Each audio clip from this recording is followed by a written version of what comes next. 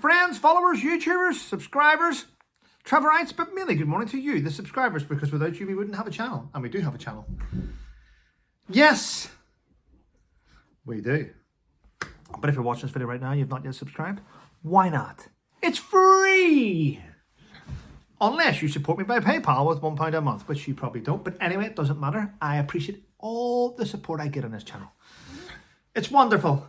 Yes, a little bit, yeah. Went to bed last night. I'm going to be honest, because I have been watching my YouTube like crazy recently. I've been watching the growth. It's been amazing. Went to bed last night, 152,700. I thought I'm going to wake up this morning to 153 plus. But for some reason, I woke up to 148. I lost about 4,500 subscribers last night, and I'm not sure why. Now, I know people unsubscribe from channels. Of course they do. It happens. But such a large amount in such a short time, it clearly is something happening at YouTube, isn't it? Isn't it? Yes. And I did receive an email last night from YouTube, believe it or not, and I read it. I'm not going to share the information with you yet. I'm still working on a few ideas. Those that know. But what a wonderful morning. Friday morning. Yes. Yesterday, I took a photograph of the sun. It looks weird, but I did. And our whole sky was grey. And I was like, oh, it's weird. But I found out this morning that the reason why it was grey is because of the wildfires in America had actually darkened out the sun. So there we go, yes. Got little Zeus, who's came and sat beside me this morning. Anne McLean, thanks for your email. I do appreciate it. And Maureen, thank you for your email. Yeah. I get loads, but you know what? I'm going to be honest. Some emails are just awesome. I mean, there's a lot of great support out there who know the turbulent ride I'm on. But I tell you why, people, I am winning this. I am winning this because I'm determined. And if you notice when you watch Russell Brand at the minute, you'll see that he has moved on from the allegations and he's concentrating on what's happening in the world. And that's what you do. Because what you do is whenever things hit you and you go, shit, look at this. Look, this is about me. This is about me. Right? There's no point reacting and tweeting something or doing something, or use legal representatives. Use them. That's what they're paid for. Say, listen, I want you to fix this. I want you to deal with this. Move on. And that's what you do. And that's what Russell's done. And that's what Mr. Colt has done. Right.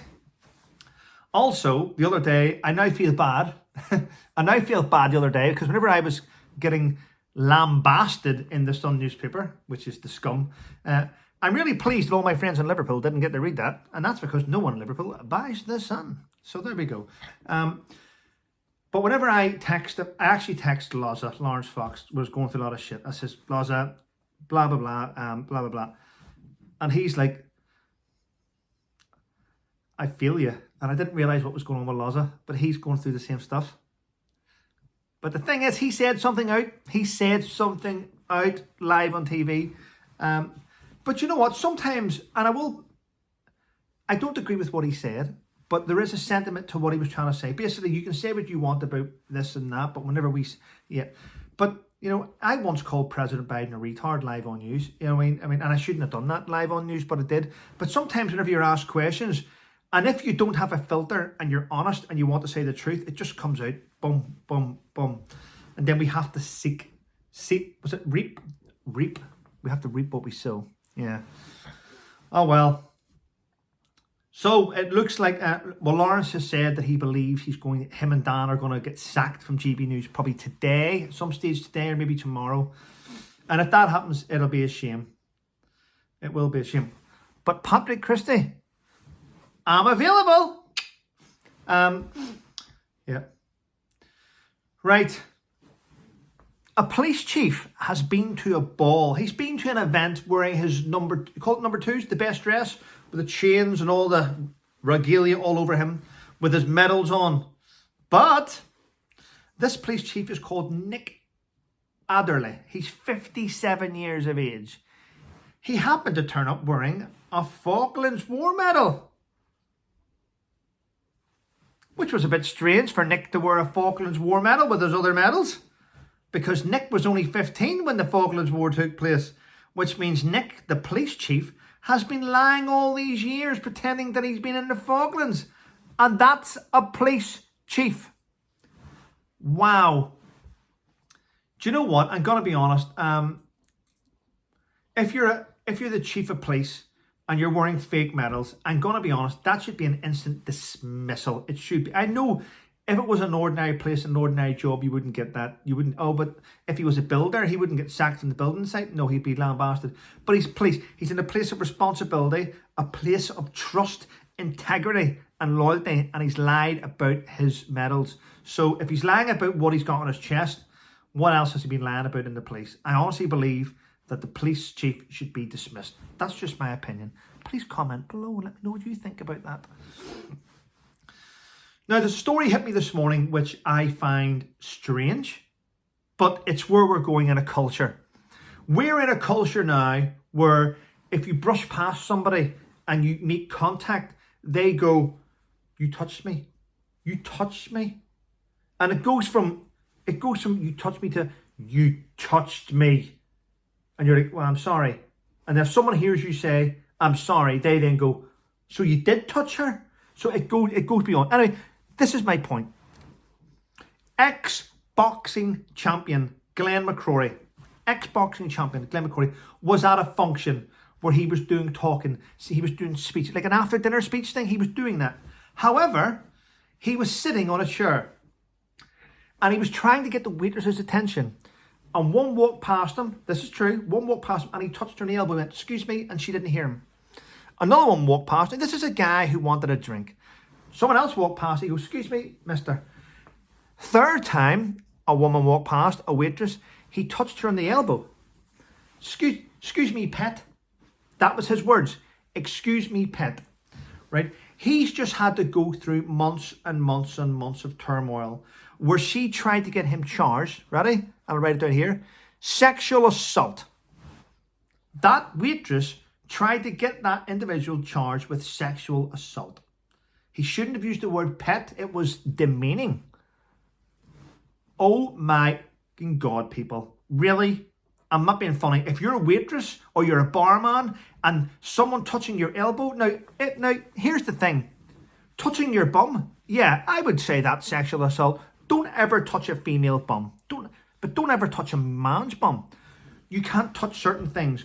But if you're touching someone with a tray at the elbow, I do not class that as sexual assault. I think it's disgusting that someone did that. I'm going to be honest, had I have been the company that employed that waitress who doing that, I would say, "Excuse me, you're not for our company and we're going to let you go." You can't go around accusing people of sexual assault just because they're trying to get your attention. You're nothing but scum. Female, you're nothing but scum. You can't do that to people. And I'll tell you now, if you flip this around, if a woman touches a man's elbow, yep, that's not sexual assault. But if you touch a female or male's bum or anything like that, then yes, there's a time and place. You shouldn't do that. And that is sexual assault. But I'm just sick to death of people looking for payouts. You know what? Just go to work and earn money. Stop moaning. Stop trying to get an easy way out of life by claiming of everyone. It's disgusting. I get annoyed about it. I just, it just things like that wind me up. But to be fair, and I will say to be fair, I'm looking for massive compensation off the guy who keeps trolling me. And I did make a promise the other day to somebody that whatever compensation I got from that, I was going to split it between PTSD Resolution and SAFA Southend. SAFA up here. Not SAFA in London, but the SAFA up here. I'm going to split the compensation between both. I don't want the money. I just want the satisfaction of destroying an asshole who's been going out and trying to destroy my credibility all over the country for the last 5 years.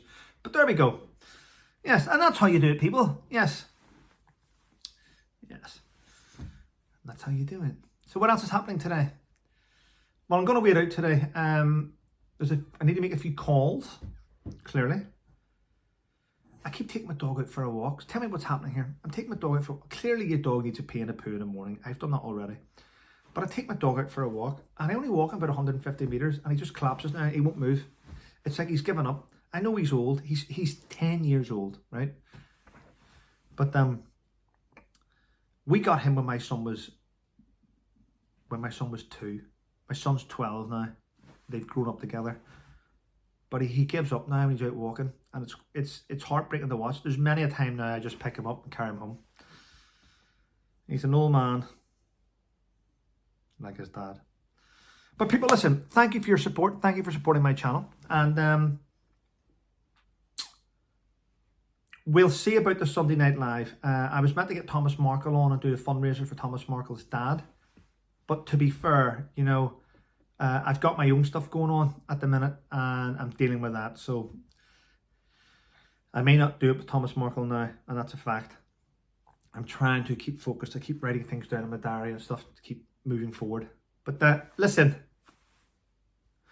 thank you for your support of the channel. It means a lot. I hope you all have a wonderful day. Take care.